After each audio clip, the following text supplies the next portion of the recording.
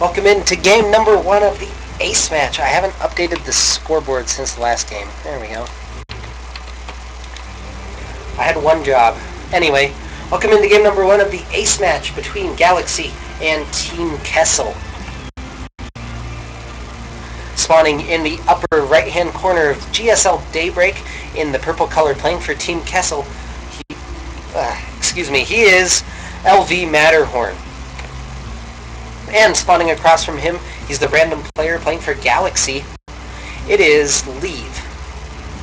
Now he spawned as Terran this time, and I do believe it's his strongest race. I believe he's, since this match, started to race pick Terran in the league. I wouldn't quote me on that, but I believe that's the case. So we'll see what he wants to do. LV.Matterhorn, meanwhile, I know is 3-0 so far in the league, and like 6-0 in Ace match games. So very, very strong player. He's in Diamond now, so congratulations to him on that promotion. I'm also to understand that we have our first Masters League player in CTL, and that's really exciting. A lot of our players moving up. It's really cool to see. Hopefully the first of many to head into Masters League. You see shots headed up from both players around opposite sides of the map at about the same time. So no advantage gained or lost in terms of that. Matterhorn actually going to go pool first, which is kind of interesting. A lot of Zerg starting to shy away from pool first in basically any situation. ZBZ might be an exception, but just kind of stylistically, pool first from LV.Matterhorn is interesting to know. Scout is going to come in from Leave, and he'll see that pool about halfway completed, nothing out of the ordinary, and he's going to go command center first.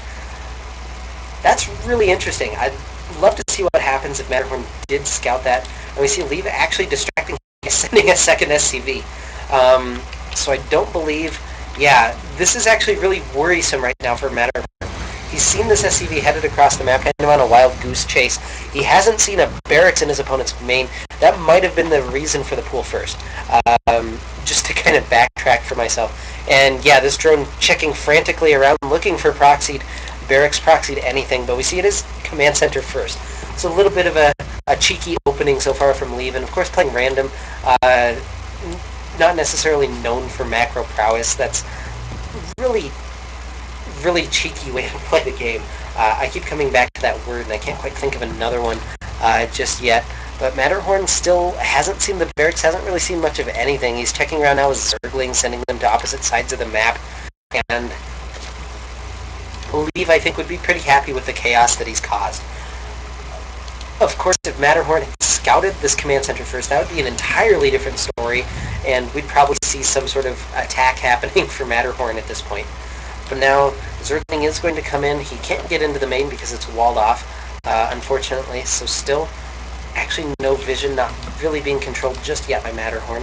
And now the Zergling going to head to the front, and he'll spot the command center and know that he was kind of duped. Yep, so not the happiest Zergling headed home, but at least Matterhorn can know that he's pretty safe right now. Getting out a couple of queens, going up to a total of 3 for in the interim, perhaps adding on a 4th, even going up to as many as 6. I'm just making sure, good, I'm not muted. Perfect. But Matterhorn sitting at 33 supply to 26, and we'll head into a fairly standard macro game from here. We'll see what advantage Matterhorn wants to take. If he'll try taking a third base early on, just kind of in response to the early command center from his opponent, or if he wants to do a little bit of a 2-base build. And as I say that, he pops down his 3rd hatchery. So that's going to be the play from Matterhorn. I see you're getting greedy. I guess I'll be greedier. But Matterhorn now getting out. He will be up to 4 queens. This is a very standard opening now for Zerg because queens are just overpowered. I kid, of course, but they are very good. And connecting the bases with the creep tumor, very valuable early on, helps to defend, especially as the game gets later. Leave, meanwhile, staying active with his scouting, sending an SCV down to the 3rd base area where he will see the hatchery building. He could even continue being to be cheeky and actually noticing that his opponent doesn't have an overlord or anything, really spotting that. He could have maybe thrown down a bunker over here. But Matterhorn has that covered now, and Leave still just going to keep keep the SCV alive for now. Back in his base, we do see the factory is finished up, and he's going for the third command center as well. So we'll see when the bases stop. If Matterhorn's able to scout that, will he add on a fourth base? But we see the players very comfortable in a macro element, and that's really good to see from high-level players.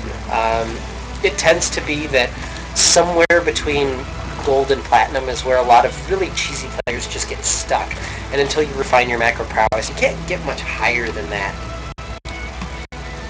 Leave has added on an engineering bay, getting some upgrades, and looks like he's in no hurry to add on any sort of unit-producing structures. There's one more barracks on the way. He's researching secret mode.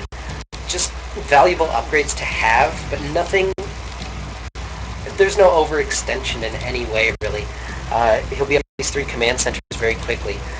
Matterhorn, meanwhile, adding on Evo chambers of his own to start powering out upgrades. He's getting speed for his Zerglings, which just only indicates that he wants to stay on Zerglings for a while and use them as a core part of his army.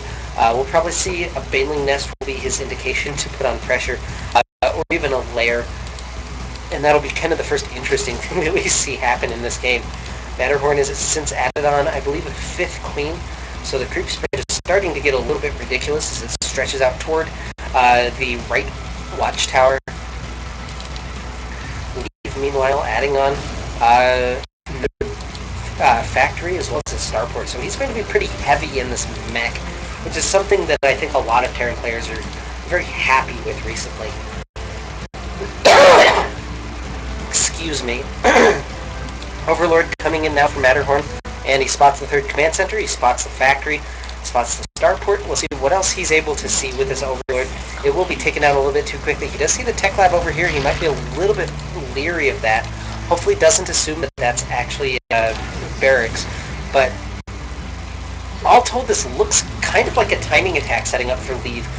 Just the way he's not getting any upgrades for his bio units. There's no tech lab on a barracks. Yeah, this is going to be maybe a little bit of pressure, maybe just to try and force his opponent to make some units and keep him honest. We do see the lair finished up, Baneling Nest being added on from Matterhorn as well, and so far a really well-played game by both players. This should have been spotted by the watchtower, and if it hasn't, it definitely has been now. Command center headed out to this forward 3rd, which means I think Leave is a little bit planning on Mutalisks. We do see the force headed out toward the 3rd base. Couple of units in production. There's 22 Zerglings on the way for Matterhorn, and he's actually going to evacuate the drones. I really like this. He may even sacrifice the 3rd base here, which, while it's a smart move, will definitely put it behind. We do see the Zerglings rallying out here. Quite a few of them get caught. Siege tanks really well spread out, but the Zerglings could come around from the back and actually get them. A couple of Zerglings hatched, doing a lot of splash damage to these Marines, as are the Broodlings. Pause asked for by Matterhorn now. And there we go. Everything kind of resuming. But we do see Matterhorn morphing in some Banelings now to try and make a defense. And very smartly, Leave going to leave. He has his 3rd base up, and this basically just means that our Terran actually has an economic advantage. 60 SCVs to 70 drones. Both players actually had about the perfect amount. 4th command center being added on. Leave maybe a little bit greedy here. Again, he still doesn't have a tech lab on his barracks. He's finished up 2 more, so we'll probably see one on one of these. But he doesn't have combat shield. He doesn't have Stimpak. So these Marines, basically the most boring units possible right now. 2-1 started, so they do have 1-0. The Zerglings and Banelings are 1-1. And now Matterhorn forced into a position where he's going to double expand. And I actually really like that choice from him. He's got 70 drones, which is way too many for 2 bases. And he can start saturating bases 3 and 4 immediately as soon as those are done. And right now, he can go into unit production mode. Pathogen glands we see is nearly done. 7 infestors on the way as well. As 2-2. And everything really falling into place. We go for another attack. He doesn't have any of those upgrades for his Marines, which really concerns me. See these tanks in kind of a pincer movement, but not taken advantage of by Matterhorn. His infestors are now out, and those are going to be a really important clutch part of his defense. Doesn't have centrifugal hooks, which is a really key upgrade that he doesn't have. So both players really missing the upgrades. But again, these Marines don't have stim pack, so there's no way for them to be able to kite against the Zerglings and Banelings. But it actually catches all the tanks on siege. Zerglings coming in. Banelings too, they're going to detonate on the siege tanks, which is the most efficient use. But yeah, they're exploding on a lot of the Marines, and Leave has his Marines fungled. There's more Baneling detonations, and this has been completely cleaned up by Matterhorn. We see he did lose his base during this attack, and now we do see the drops headed out from Leave. He's a very nice macro back behind this, I have to say. And this is a really interesting formation of buildings, the planetary fortress, to protect the forward base, which I really like. It does allow you to have that third orbital. He is quite oversaturated on this little tiny base, though. But now Medevac's added in. It looks like this has been spotted by Matterhorn, maybe by this Zergling. So these Medevac's going to just chill back here and maybe make sure those units leave at one point. Again, these Zerglings checking around. He still has no vision of this front base, so he may be wondering where this natural expansion, or this third base is. Excuse me.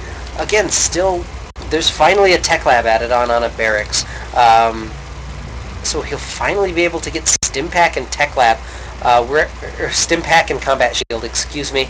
Neither one of them's been started, though. We're at the 16-minute mark, and there's no Stimpack or Combat Shield for Leave's Marines. Matterhorn has gone into unit production mode. He's started his lair and his spire at the same time, which means that they'll finish at the same time, in case you're wondering. They do take the exact same amount of time to morph. Adding on more gas geysers at his third and fourth. This drop did come in. It did a little bit of economic damage, but these infestors doing a nice job cleaning it up. It needs to be controlled a little bit more. A couple of infested Terrans coming in. A fungal, not the best. We do have a duel. It would be nice to see the infested Terrans actually target down the medevac. Drone's going to fight. This is actually doing a lot more damage than it needed to. We see 16 workers have been killed so far. And now we have a little group of Marines headed up to the base. Did they actually scout it? They did, okay. But the Marines now did in on creep. And that's finally going to be taken care of. Greater Spire now on the way from Matterhorn. We see he's actually floating a pretty significant bank. He can send his kids to college. Leave adding on command center after command center after command center. And again, there's no third base yet, which may worry Matterhorn at this point. He still hasn't scouted a whole lot. God, I can't hit the button that I need to. There it is. He still hasn't scouted that front base, so he may still be preparing for a 2-base Terran all-in. And that's not quite the right plan. But we do see 9 Corruptors on the way, 3 upgrades as well for Matterhorn. And more drones being added in just to try and make up for the number that he lost over here. Yeah, both players nearly maxed out. We see Leave on a lot of bio, or a lot of mech, excuse me. And then finally, Stimpack and Combat Shield are on the way. Combat Shield still has about 90 seconds, so his Combat Shield will hit at about 20 minutes. These Marines are upgraded at 2-2, but still only have 45 hit points and no ability to stim.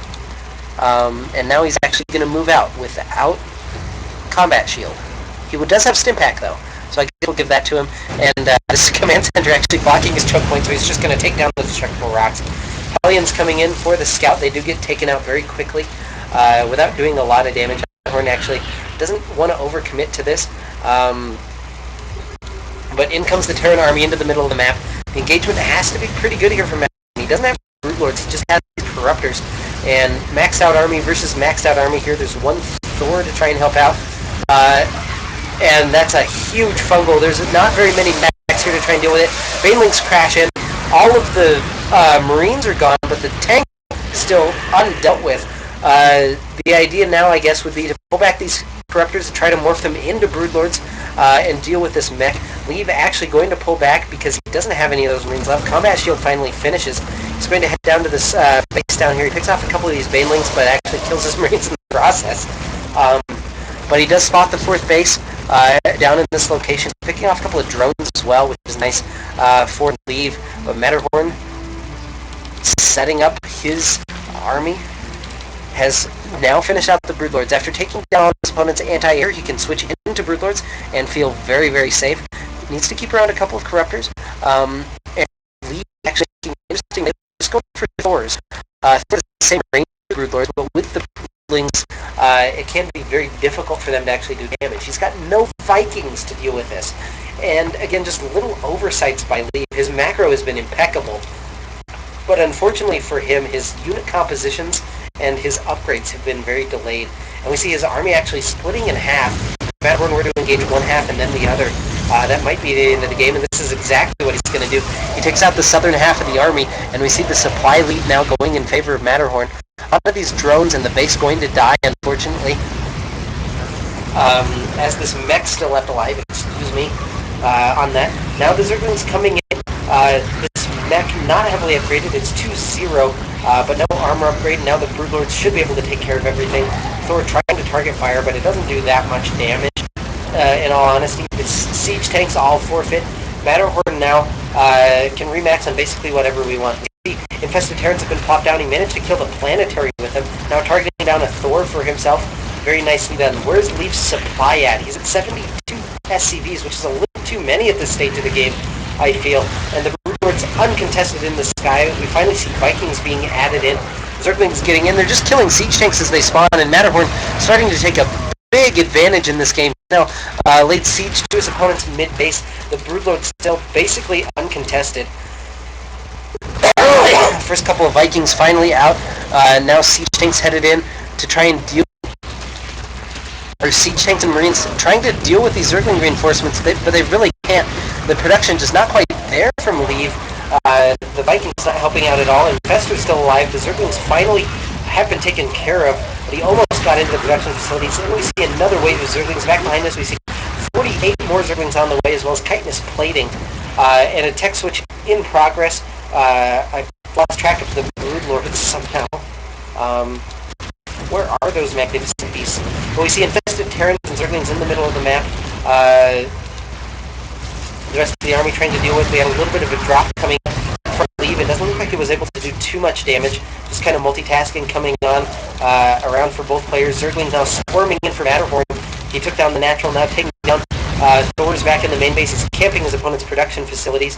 The Viking army in the middle of the map not doing too much to really further the cause of the Terran player. The last main base is up here in the top left. There's no production though. And right now, just overwhelming force for Matterhorn. It looks like I somehow missed the Broodlords dying. I'm not sure what happened there. These Vikings don't actually have enough kills for it to have been them. There must have been other Vikings somewhere. It's getting late. I'm having trouble seeing the mini-map now. There's the GG from Leave. Matterhorn has taken game number 1. Back for Team Kessel. If he can 2-0 the series, he'll essentially negate the map score for the week and leave us tied at 4-4 and bring back that all-valuable point for Team Kessel. So don't go anywhere. We'll be right back with game number 2 of the ace match between LV Matterhorn and Leave. You're watching CTL casted by Meristematic.